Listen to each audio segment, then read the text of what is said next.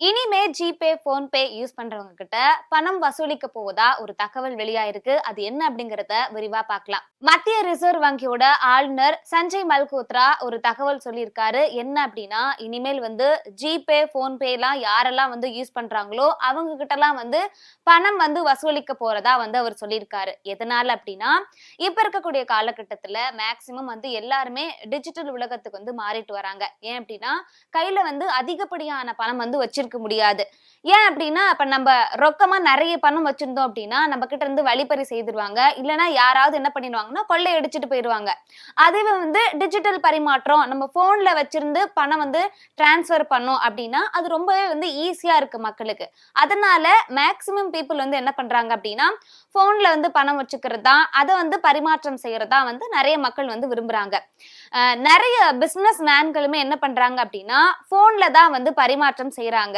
இதனால யூபிஐயோட வளர்ச்சி மிகப்பெரிய பங்களிக்குது அப்படின்னு சொல்றாங்க. கிட்டத்தட்ட இப்ப டிஜிட்டல்ல 80% மக்கள் டிஜிட்டல் பயன்படுத்துறாங்க பண பரிமாற்றம் செய்யறதுக்கு அப்படின்னா, அதுல 50% யூபிஐ பண பரிமாற்றம் தான் செய்யறாங்களா. அப்போ ஏதாவது ஒரு செயல் இருக்கு அப்படின்னா அது பராமரிக்கிறதுக்கான அமௌண்ட் செலவாகும் இல்லையா. இப்போ யூபிஐ பராமரிக்கிறதுக்கான செலவு இப்போ அரசாங்கம் தான் கட்டிட்டு வருது. ஆனா அதனுடைய செலவுகள் அதிகமா இருக்கும் பட்சத்துல தொடர்ந்து நம்ம யூபிஐ பயன்படுத்தணும் அப்படின்னா யாராவது ஒருத்தர் அதற்கான கட்டணத்தை செலுத்திதான் ஆகணும்.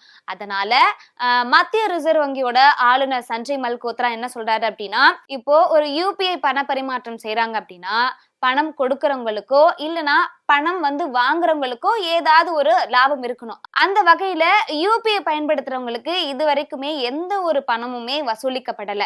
சோ இனி வரும் காலகட்டத்துல யூபிஐ பயன்படுத்துறவங்க கிட்ட பணம் வசூலிக்கப்படலாம் அப்படின்னு சொல்றாங்க. எதுக்காக அப்படின்னா, யூபிஐ சரியான விகிதத்துல பராமரிச்சாகணும் அப்படிங்கிற பட்சத்துல ஏதாவது ஒரு நபர்கள் பணம் செலுத்திதான் ஆகணும் அப்படின்னு சொல்லிட்டு அவர் சொல்லியிருக்காரு. சோ இனி வரும் காலத்துல கண்டிப்பா ஜிபேவோ இல்ல போன்பேவோ யூஸ் பண்றவங்க கிட்ட பணம் வசூலிக்கப்படலாம் அப்படின்னு சொல்லியிருக்காங்க.